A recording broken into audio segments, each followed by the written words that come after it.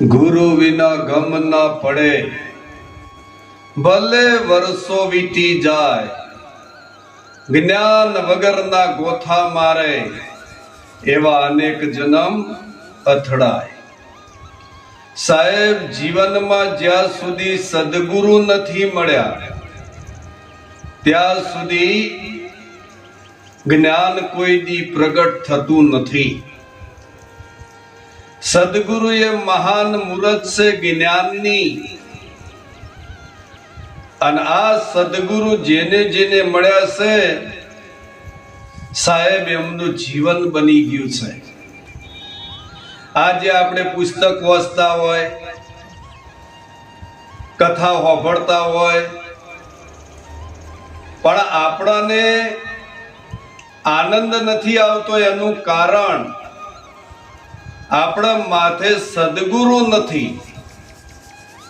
જો સદગુરુ તમારે માથે હોય તો શાસ્ત્ર પણ સારા લાગે છે અને કથા પણ સારી લાગે છે. કેમ કે તમને ખબર પડે છે. જો ખબર ના પડતી હોય એવા વિષયમાં જઈને તમે બેસશો તો તમને કંટાળો જ આવશે. માટે જે કંઈ તમારા જીવનમાં કરતા હોય એને પૂરેપૂરો અનુભવ કરી પછી એ રસ્તા ઉપર ચાલો તો તમારું જીવન અમૂલ્ય બનશે. અડકણ પંચો 150 ભક્તિ ચાલે એવી જ નહીં.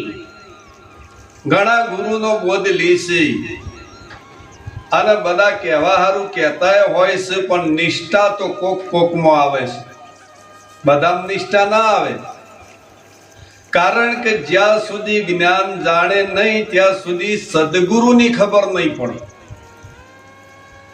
કારણ કે સદગુરુ એક મહાન મૂરત છે જ્ઞાનની. એટલે જેને સદગુરુ મળ્યા છે એ દુર્લભ છે. તમારા જીવનમાં સદગુરુને વારંવાર યાદ કરજો.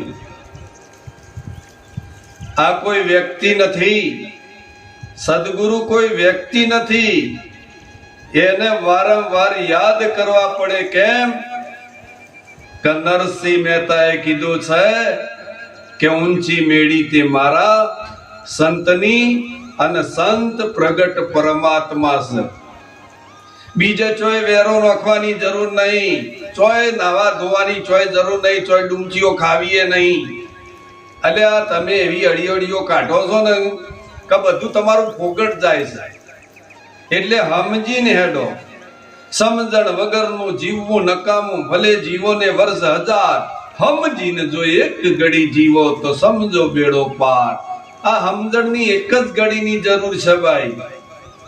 તો સદગુરુએ ઘેર ગંગા ઉતારી છે તો એ ગંગામાં સ્નાન કરવાનું છે. બીજી કોઈ પણ ગંગામાં સ્નાન નહીં કરો તો ચાલશે, પણ સદગુરુની જ્ઞાન ગંગામાં જેને સ્નાન કરી લીધું છે એનો બેડો પાર છે. સાહેબ, ગુલામી કરવી હોય તો સદગુરુની કરજો.